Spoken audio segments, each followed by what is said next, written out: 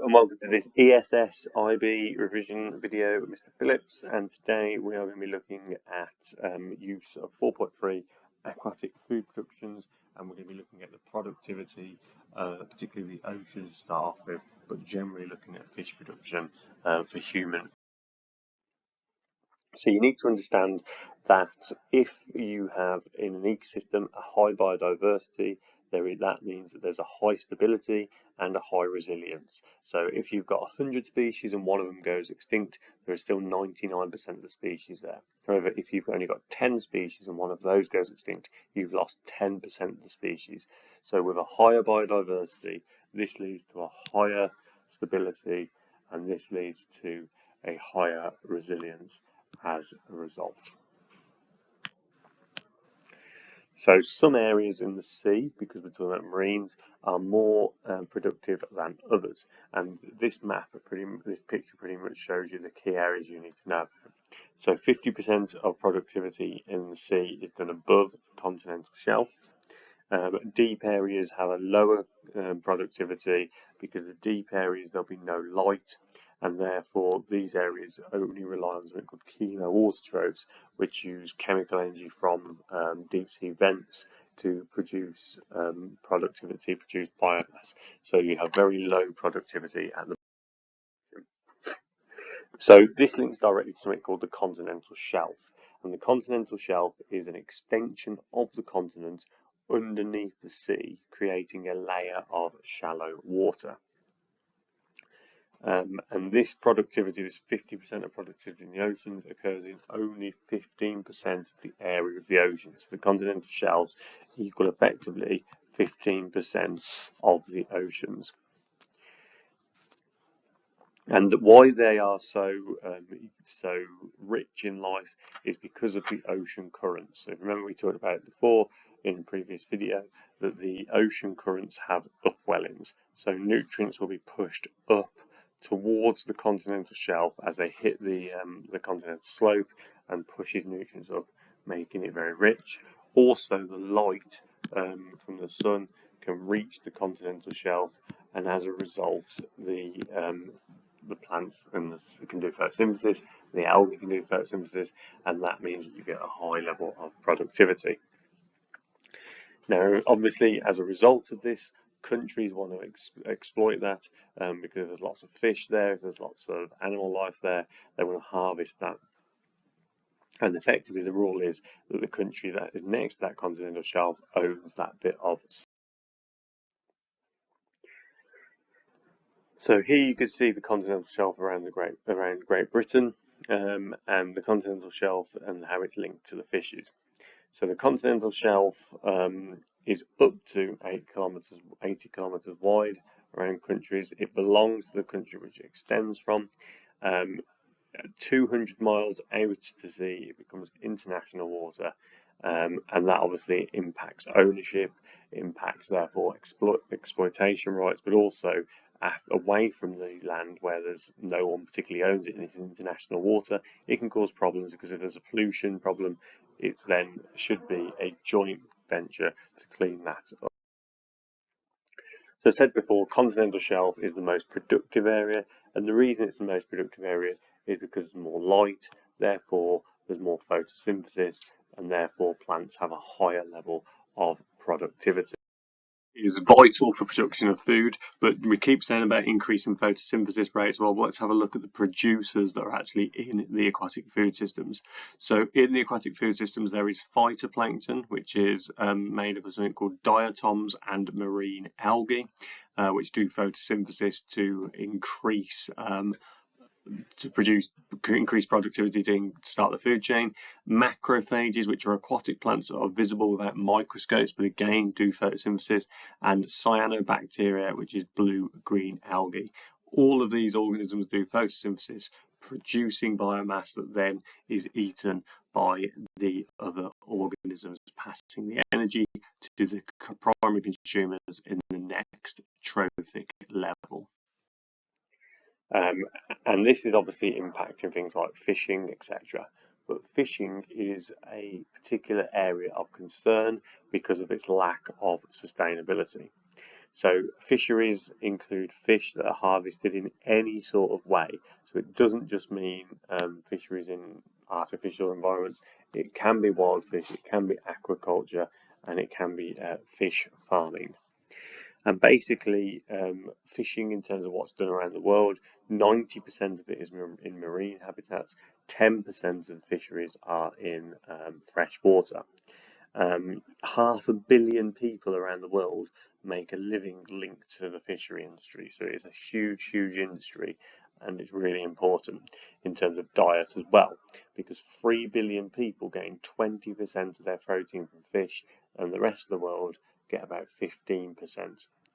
Fish is really good for us because it is high in protein and it is low in saturated fats, and it contains vitamins that are also needed for a healthy diet.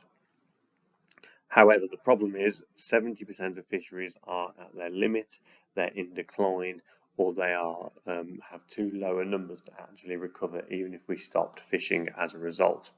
And we know this is a case because even with better technology, we are not getting increased catches now.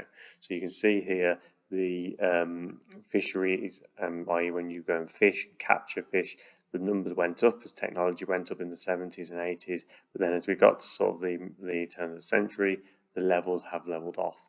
And for the first time in recent years, there are now more fish being produced in aquaculture than being caught in the wild.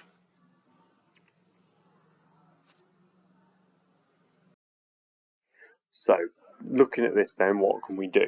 Well, what the point of this is actually is that sort of medium economically developed countries are becoming healthier. And one of the reasons they're becoming healthier is because we're eating less meat. So you can see here the level of meat production has sort of started to level off, and fish production, or fish consumption I should say, has increased above the level of meat production. So more vegetables and fish are being consumed in the developed world compared to previously. Now, that is good because people are eating less saturated fats, but there is that extra pressure on the fisheries as a result. So the average person now eats 20 kilograms of fish and 8 kilograms of meat per year, whereas in the past that would have definitely been the opposite way around. Now, this is obviously causing huge, huge stress because of the amount of fish that is being eaten. Fish is being eaten more than meat. We now have to use fish farms more than catch because the catch isn't working. And this needs to be made more sustainable if we want to maintain it into the future. So how can we make fish farms more sustainable? How can we change it so we are able to eat fish in the future? Well, fish meals, i.e. what they feed the fish, can be used, which use more trimmings and scraps that would normally be wasted. Fish are not picky eaters, and therefore there is alternative ways of getting protein into those fish. Livestock and poultry waste can be used as food, whether that's from farms. And also, the US Department of Agriculture has actually proven that 8 species of carnivorous fish will eat other sources of protein are not fish. So it doesn't have to be fish being used to feed fish as it was originally thought. China is one of the biggest countries that produce aquaculture, and again, that isn't to say it is China's fault because people all around the world feed from the aquaculture, mainly using carp or catfish. They produce 62% of all farmed fish. They are trying to do some different mechanisms, and one which is more environmentally friendly is actually growing the fish in rice paddy fields, and that then helps the rice grow as well. So you can see that in this diagram here. You've got the rice plants and you've got the fish growing in there. The fields already have to be flooded because that's how rice plants grow. The fish can survive and eat in there, but also they produce waste, which then the rice uses to grow as a fertilizer. Shrimp and salmon are particularly inefficient agriculture methods. They are fed on fish meal or fish oil, and where they were being grown, they've basically ripped out mangrove swamps in order to do this. So this is a really inefficient place because mangroves are essential in preventing things like flooding, in cleaning the water, and particularly flooding and fighting the impacts of climate change and storm surges.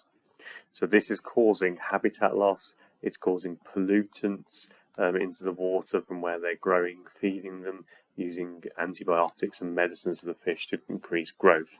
Disease is being spread, and it's really easy to spread through the water into the outer environment as well. And genetically modified species are escaping and breeding. And when they do escape, they're outcompeting the native species. So it is a significant problem, and it is about inefficiency.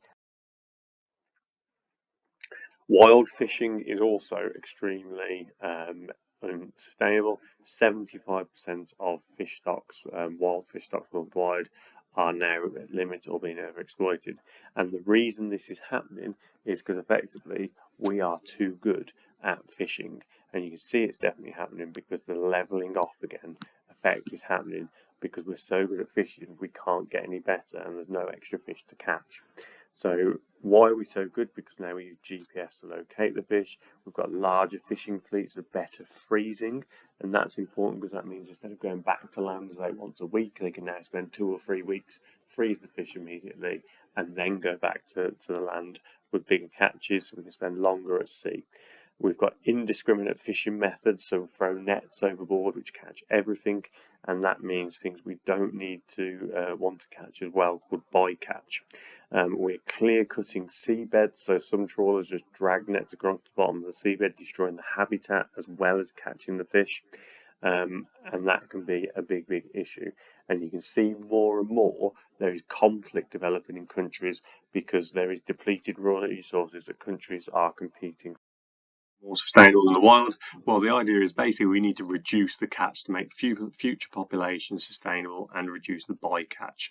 So how can we do this? Well, we can issue fishing permits on local and national scales, fishing quotas to limit the amount of fish caught, restriction of fishing during reproductive seasons, alternating the mesh size of nets to allow juvenile, the smaller fish to escape and only catch the adult fish, avoiding fish in spawning grounds and nurseries. So the nets, a lot of changes have the nets. So often we have lights to help attract fish to holes that we don't want the smaller fish to be in there, so that allow them to escape. The holes allow maybe rigid to allow the young ones to escape. And by making nets have bigger holes, the juvenile fish can escape and live to reproduce in the future, whereas other species that are smaller, which we just catch as bycatch, should be able to escape as well. So what happens to the fish? Well, only 15% of the fish caught actually is consumed directly by humans. About 25–30% is being used in fish meals in aquaculture, i.e. feeding the fish as this man's throwing into the aquaculture there, and also basically 50% is lost as bycatch, which means it is effectively discarded and thrown away. And that's because we're not careful on what we catch. We take everything out and then just use the fish we want. Now this is leading to something called the tragedy of the commons. And the tragedy of the commons is when there is a resource that people think is common to everyone, like common land. Therefore everyone exploits it and it becomes overexploited. And cod is a very good example of this. Cod, which would have been found in the whole of northern Atlantic earlier on this century, is now critically endangered. Now, how we try and govern this is one of the problems why it's so unsustainable. So the United Nations have a convention on the laws of the sea. And the first bit is there are internal waters. These are next to the country's coastlines and only the country's own ships can use these waters, and ships can't even travel through this. And the rules and regulations are regulated by these countries. The next stage is for the next 12 nautical miles is territorial waters, and ships from foreign countries can travel through these but not to spy, fish or pollute.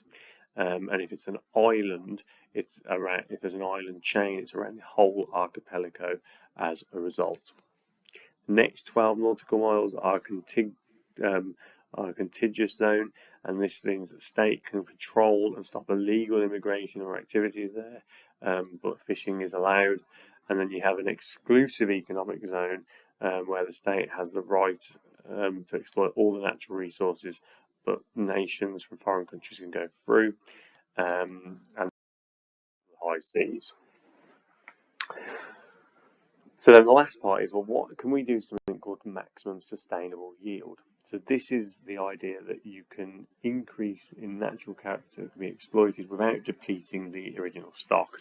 So we can catch, if you increase your catch and increase the effort of your catch to a certain point, your yield will increase. And when it gets to its maximum, that is the maximum sustainable yield. So it's how much you can remove without permanently depleting that resource, and it means that you're making money as a result. And the fisheries, it's basically how much they can take or the size of the take they can do with next year's. Now this will link to something called the carrying capacity, which is the amount the environment can contain, and the carrying capacity of a population links to its reproductive strategy, its longevity, i.e. how long it lives, and the resources in that ecosystem. And once you go past the maximum yield, the population will start to collapse, and therefore you get overfishing and then eventually extinction due to. But the idea of this sometimes has led to problems, because many people feel that if you do fish at this level, you will get the most catch with no damage. But that isn't true. Normally when fishing happens in the maximum sustainable yield area, the population still drops. And the reason for this is because population dynamics are normally predicted using a model, and as you should know from module 1, a model is a simplified system, so it's difficult to actually calculate the precise size of populations, and therefore that can often be wrong because our estimates are based on previous experiences. Things like climate change will not be taken into account to link like that. It's difficult to model age and sex ratio. Different fish have different ages of maturity, and that can be affected by stuff like depth that they live in, and that can be really difficult to model. Disease will never be counted for either, so if a new disease comes along, all of a sudden that might suddenly drop, and your sustainable yield might be a lot lower, but you may not realise it. Pollution again could do the same thing, and therefore often maximum sustainable yield actually leads to a decline as a result, and it drops in certain years and goes up in certain years depending on reproductive seasons. So what we have to look at then is something, if we want to make this sustainable, something called the optimal sustainable yield. And this is the idea that we need to do it a bit lower. We need to be doing less effort. We need to be doing it lower. So somewhere sort of like here would be good, maybe here I suppose. And this leads to optimal sustainable yield. This would then be created by fishing quotas, but it can actually help fishing because it means less effort's needed, and also therefore there'll be less cost as a result. And all of these things that we've talked about here, why fishing isn't sustainable and how we can make it sustainable, we haven't mentioned at a single point climate change. And obviously all these factors affecting climate change can also affect aquaculture. So fishing is no different because the currents are changing, and there's other impacts which are potentially going to cause the maximum sustainable yields to drop further. Marine protected areas, and marine protected areas are the idea of using in situ conservation. So we're conserving in the original habitat, which means it protects a variety of species and not just one particular species. Now this means we can protect the flagship species, which are the charismatic and recognised symbols of conservation, which may actually have little value, but people will raise money and give support for them. But it means we can also protect the keystone species, the ones that may have a big role if they're removed from the ecosystem. These are often the predators or the engineers in the ecosystem. So fisheries, basically, if we protect fisheries in marine protected areas, this means we'll often have a no-take zone or a no human activity zone. And that means then that the benefits of this area overspill into the area where we are allowed to fish. So over time, the locals will benefit also. Now, protected area means often we get more fish, more species living there, bigger fish, and the whole ecosystem is healthier and more productive as a result. The benefits for the people living there is that it engages the local people.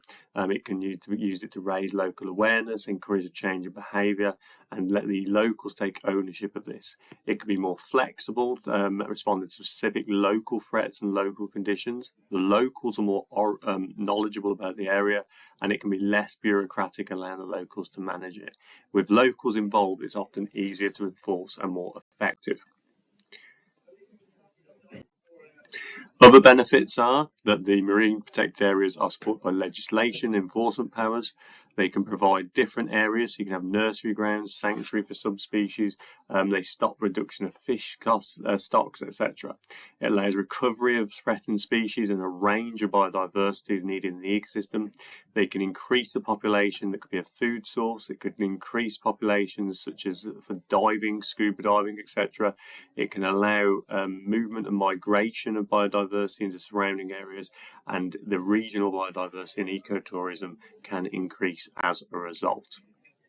And the marine protected areas have been affected. They've found massive economic benefits in areas that have successfully enforced marine protected